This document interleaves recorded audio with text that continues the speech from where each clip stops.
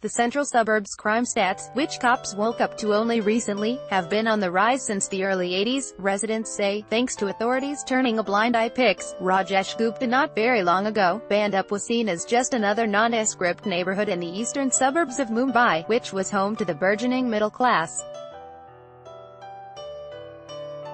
This was before it earned the notorious reputation of becoming the city's new gangland. This year, since March, the township has witnessed 8 murders, over 10 attempt-to-murder cases and hundreds of incidents of assault, forcing the city's top police brass to act against inefficient officers within its force. Senior Police Inspector Srinivas Panhale was shunted to the local arms division, and cracked its whip on criminals in the area. But the story of the making of this crime hub, where youngsters between 16 and 25 years of age have been unleashing terror, runs deep. A majority of Bhandup's population resides in hutments. Pics. Rajesh Gupta. The suburban hooch Yashwant Gawand, a social worker and resident of Bhandup for the last 50 years, said that when his grandfather moved here right after independence from the Konkan region of Maharashtra, the eastern part of the township was full of salt pans. Bhandup West was surrounded by dense forests, and the Borabundar Thane local used to run through it, he said. The forest and marshy patches naturally lent itself for illegal activity, and like on Top Hill, Bhandup became the center for brewing hooch liquor. The population in the township was also clearly marked. The east side of Bhandup comprised the original inhabitants of the region, members of the Koli and Agri community. The west was the home for migrants from South India and Konkan regions, some of whom worked in these hooch distilleries, said Gawand.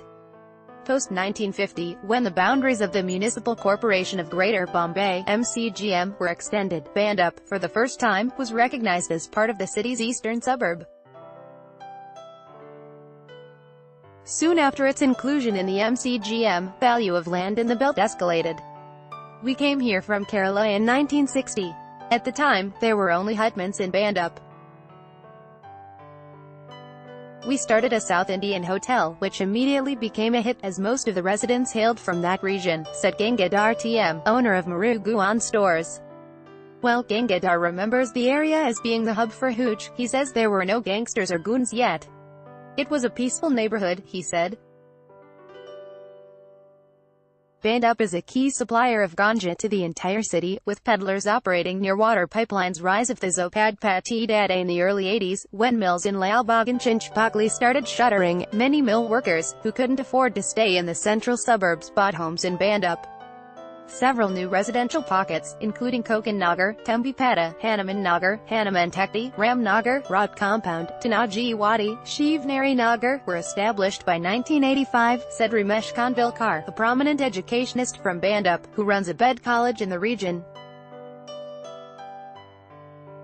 Suddenly, hutments became expensive, and were being sold for anywhere between 20,000 rupees and 30,000 rupees, Kanvilkar said. Ramesh Kanvilkar, educationist. It's around this time that the township saw its tryst with Gundaism, the Zopagpati Dada, also known as the slumlords. The Dada would illegally sell empty plots to people, who would build hutments, and were expected to cough up monthly rents.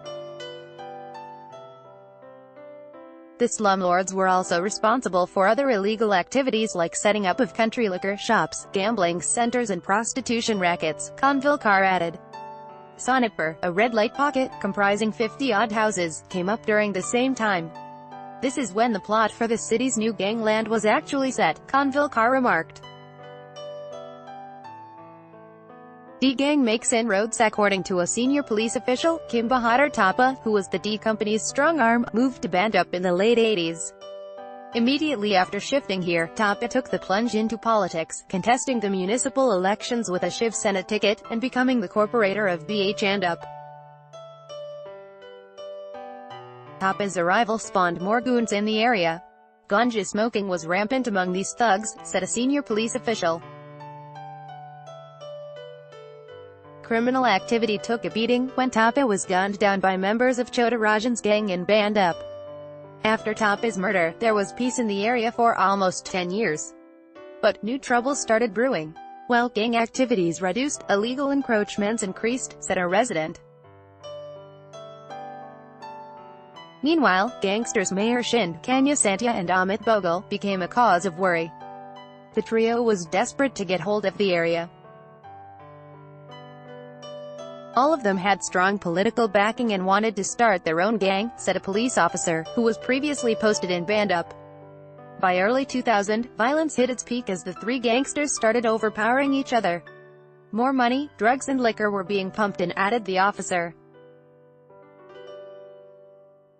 With the coming in of SRA projects, the gangsters found ways of minting money as material suppliers and builders were threatened to give contracts to them, said the officer. Many youngsters from poor households were lured into joining these gangs. A senior official said that cops, too, were hand in glove with these criminals, and hence, they enjoyed a free run for nearly 2 decades. Bhandup's degeneration only came to light only this year, when criminal activities hit a record high.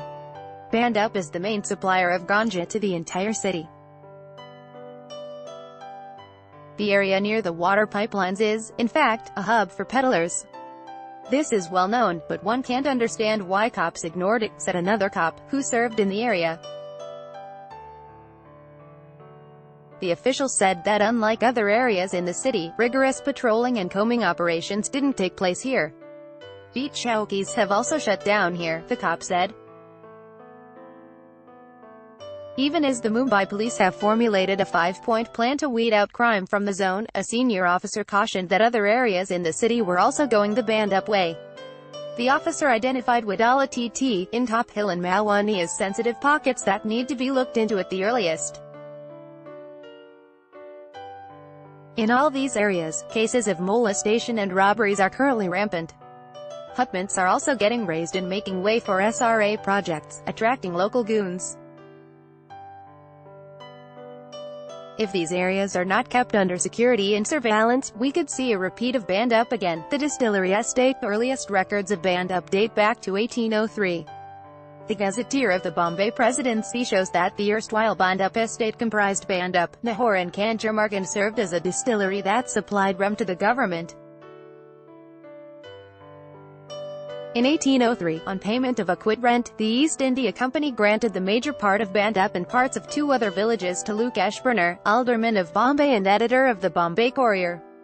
In 1817, Ashburner sold the estate together with the contract for supplying the government rum, to his manager Kabisji Mankaji for a sum of *50,000 or 5 lakh.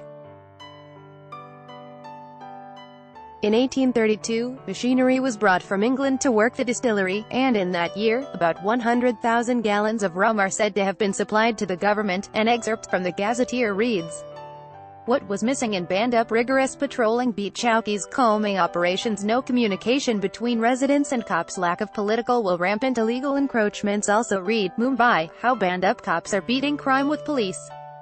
Chowkis catch up on all the latest Mumbai news, crime news, current affairs, and also a complete guide on Mumbai from food to things to do and events across the city here. Also download the new Midday Android and iOS apps to get latest updates.